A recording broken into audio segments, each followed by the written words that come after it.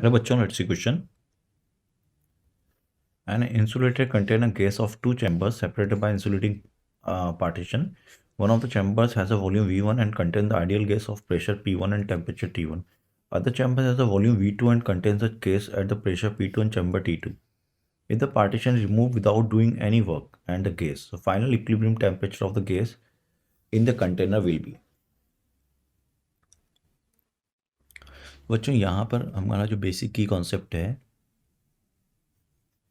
की कॉन्सेप्ट वो क्या है? It is conservation of energy. Conservation of energy.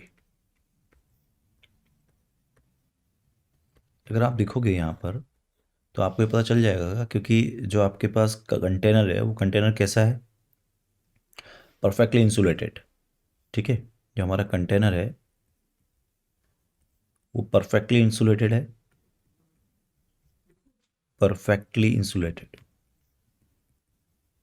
तो इसका मतलब ये हो गया, अगर ये परफेक्टली इंसुलेटेड है तो no exchange of heat.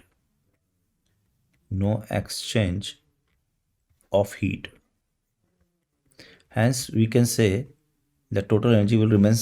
total conservation किस एनर्जी की बात कर रहे हैं? ओनली काइनेटिक एनर्जी ही कंजर्व होगी, क्योंकि काइनेटिक एनर्जी ही होती है मॉलिक्यूल्स के पास. तो वही हम डिस्कस कर रहे हैं. तो ठीक है, तो ये हमारा बेसिक की कॉन्सेप्ट हो गया. अब अगर अपन देखें यहाँ पर तो अपने पास एक कंटेनर इस तरह से है. ये कंटेनर हो गया आपके पास, मान लो,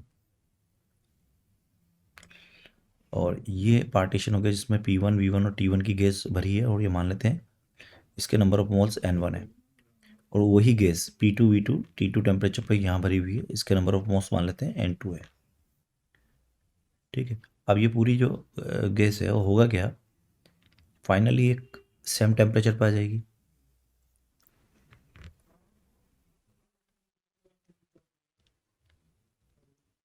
तो हम मान लेते हैं इसका प्रेशर हो जाएगा P, volume V1 plus V2 हो जाएगा, और टेम्परेचर हो जाएगा इसका T, और नंबर ऑफ मोल हो जाएंगे इसके N1 प्लस N2.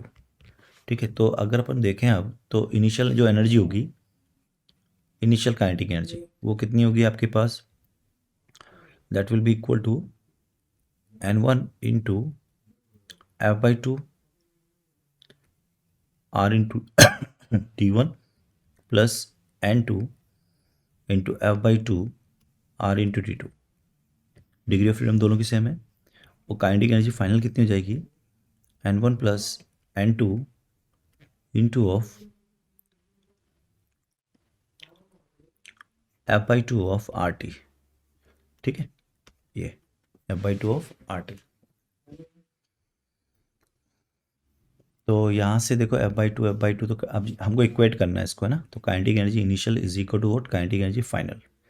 जब मैं इसको इक्वेट करूँगा तो ये तो कट जाएगा पूरा कॉमन आकर, तो इधर बन जाएगा N1 T1 plus N2 T2 is equal to, हो जाएगा N1 plus N2 into T.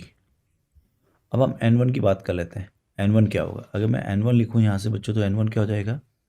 P1 V1 by T1 RT1.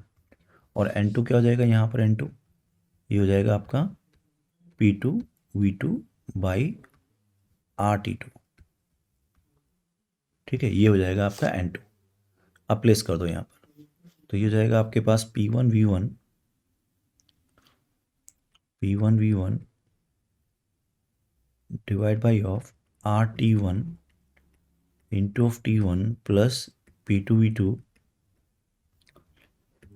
divided by of RT2 into of T2, and that is equal to P1 V1 divided by of RT1 plus P2 V2 divided by of RT2 और T.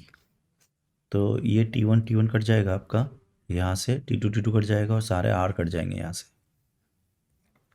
तो ये इसको ऐसे भी लिख सकता हूँ मैं, P1 V1 into T2 plus P2 V2 into T1 whole bracket T and divide by of T1 T2. ठीक है, अब इधर क्या था आपका? P1 V1 plus P2 V2, तो ये हो गया P1 V1 plus P2 V2 into of T1 T2 and whole divided by P1V1 T2 plus P2V2 into T1, ये हो जाएगा आपका T। तो ये आपका फाइनल आंसर है और I hope you understood it. Best of luck. Option देख लेते हैं। ऑप्शन क्या आएगा इसका? अगर ऑप्शन देखोगे आप यहाँ से तो ऑप्शन मिलेगा आपको, ये देखो ये आपका मिल रहा है ना। तो D option is correct and I hope you understood it. Best of luck.